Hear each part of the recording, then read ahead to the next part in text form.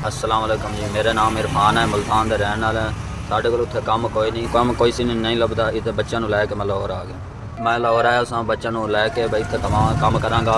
रेहड़ी मैं लाई सी 15,000 की रेहड़ी लाई सी, 10,000 उत्ते फ्रूट रखे सी। LD 5,000 मेरे को सी, 20,000 मैं करदा चुक के 15,000 रेहड़ी लईए, 10,000 उत्ते फ्रूट पा के मैं काम शुरू किया। गवर्नमेंट ने ऑपरेशन किया, मेरी रेहड़ी चुक के लै गया। फ्रूट भी मेरा सड़क तो सारा रुड़ गया, उन्होंने सुट दिता। रेहड़ी चुक के लै, मैं रेहड़ी लैन वास्ते गया, उन्होंने कहा भी असीं तोड़ के कचरा कर दिता सारा, रेहड़ी मैंने नहीं मिली। वो कर्जा मैं हाली तिक्कर लांदा पिया।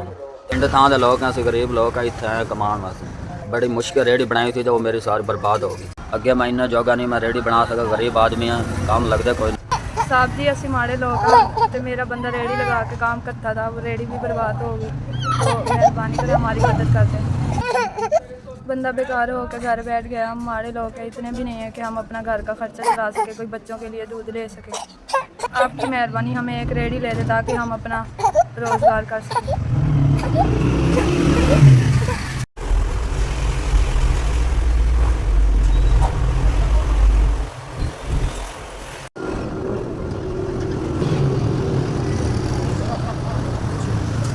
6,000 रुपया।